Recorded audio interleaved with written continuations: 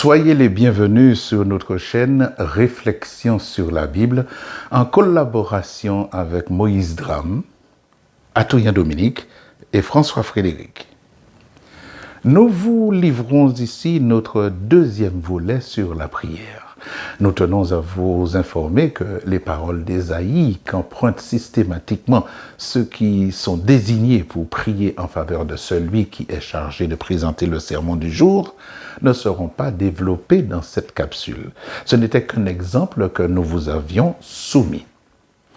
Nous ne vous dévoilerons pas non plus d'emblée ce qu'est la prière, ni comment prier. Le cheminement que nous vous ferons emprunter vous permettra, nous l'espérons, de mieux saisir la distance qui nous sépare de ce que souhaitait le Seigneur en nous laissant son modèle de prière et ce que nous en avons fait.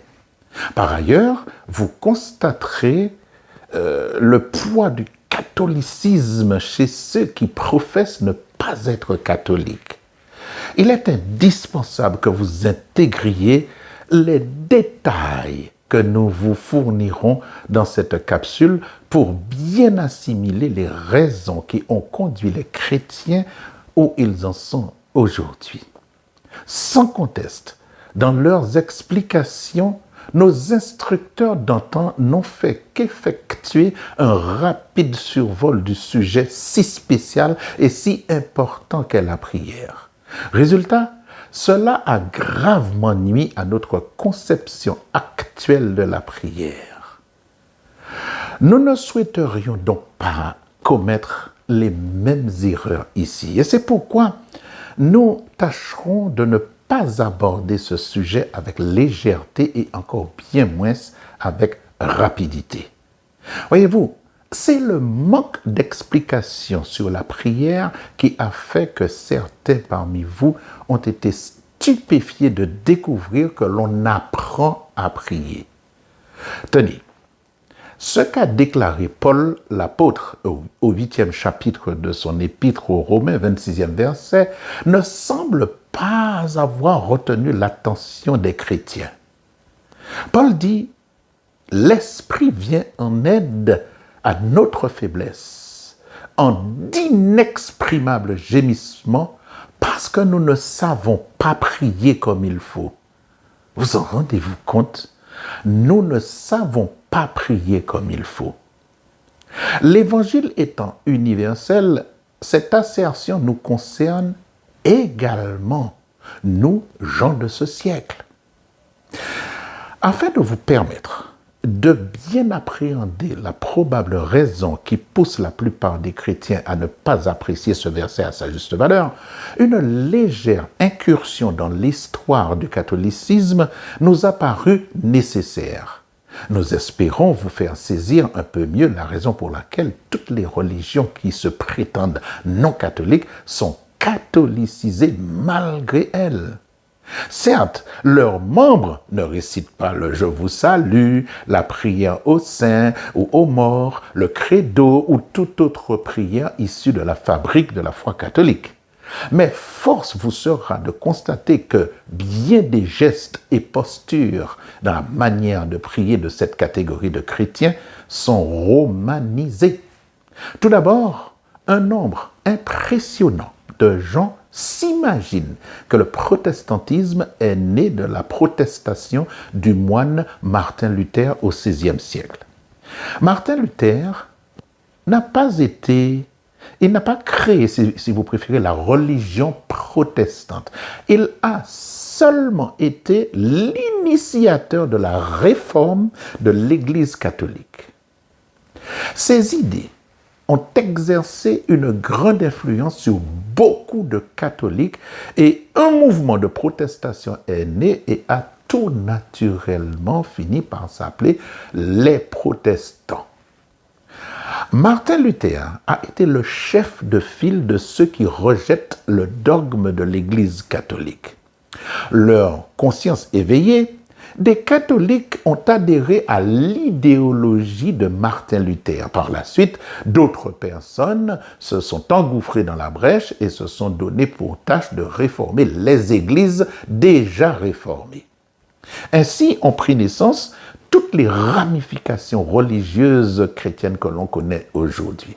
Tenez, un seul exemple.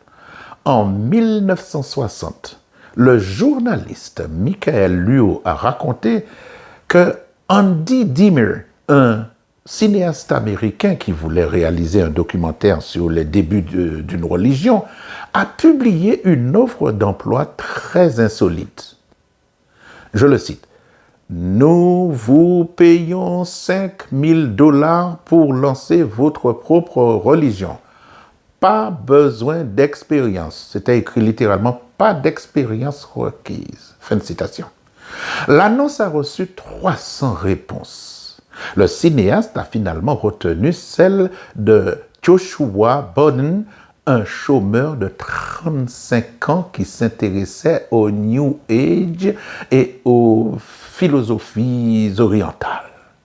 En 2024, soit 64 ans plus tard, au moment où nous enregistrions cette capsule, cette religion comptait des adeptes par milliers. Chaque année naissent des religions plus farfelues les unes que les autres. Quoique les idées du brillant rédacteur des 80 thèses sur la justification par la foi aient changé toute la civilisation occidentale, sa fin de vie a été très controversée en raison de son attitude judéophobe. Au reste, son tristement célèbre pamphlet intitulé « Les Juifs et leurs mensonges » en témoigne.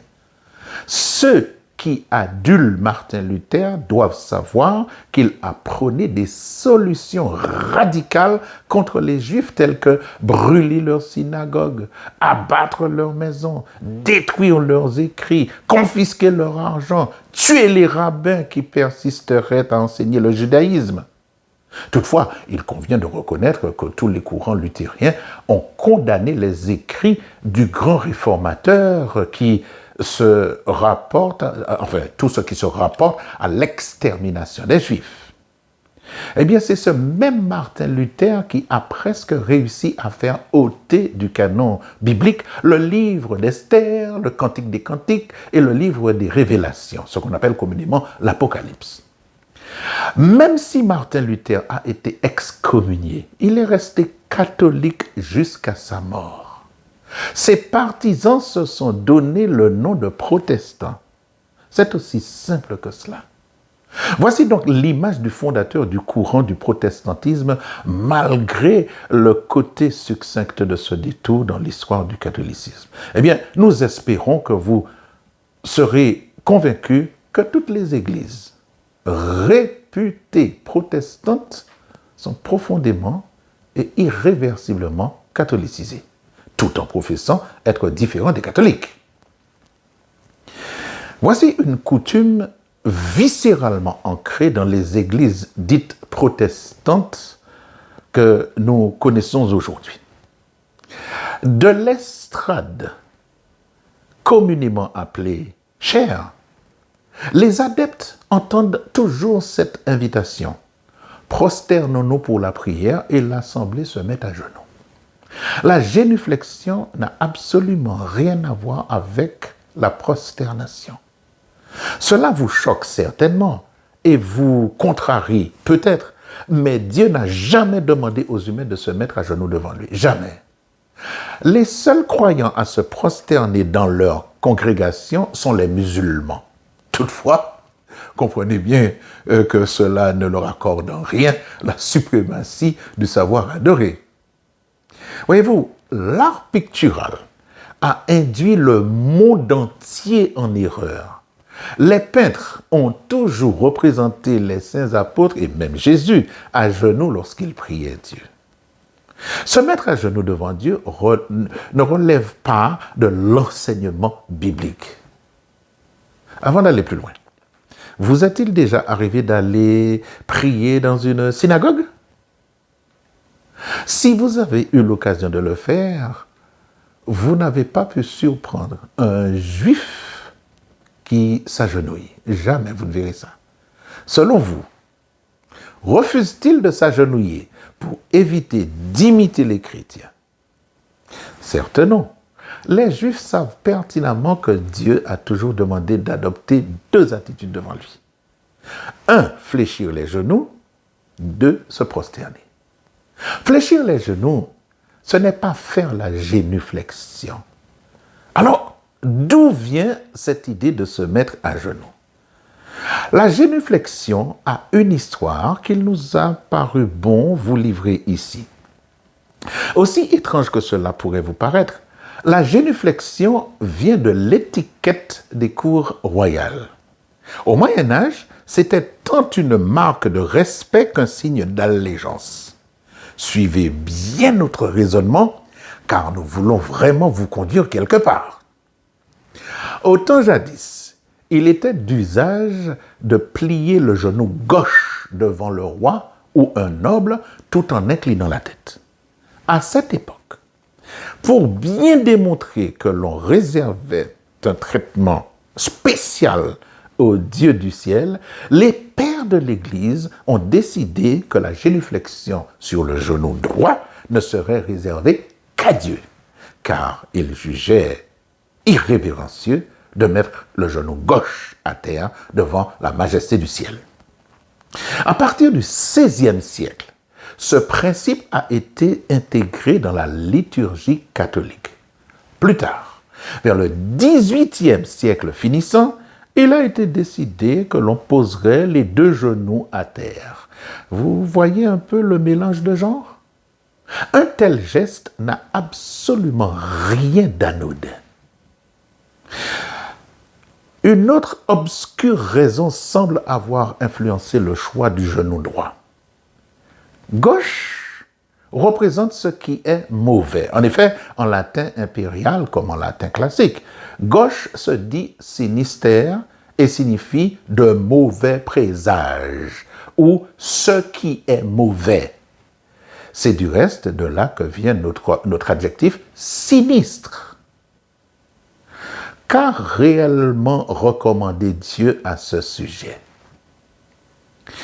Au 9e et 10e verset du 2e chapitre de son épître aux Philippiens, Paul, en reprenant une citation d'Ésaïe, le prophète, a déclaré « Dieu a souverainement élevé Christ et lui a donné le nom qui est au-dessus de tout nom, afin qu'au nom de Jésus, tout genou fléchisse dans les cieux, sur la terre et sous la terre. » Lorsque Dieu a dit à Élie qu'il laissera en Israël 7000 hommes qui n'ont pas fléchi les genoux devant Baal, il ne parlait pas de génuflexion, mais de cette position d'affaiblissement que l'homme doit adopter devant son Dieu. Autrement dit, 7000 hommes qui n'ont jamais adoré Baal. Avant d'aller plus loin, que signifie le verbe fléchir? Il serait fastidieux de passer en revue toutes les ramifications de ce verbe, mais pour corriger une erreur, il faut creuser. Fléchir signifie diminuer dans le sens de la force de sentiment.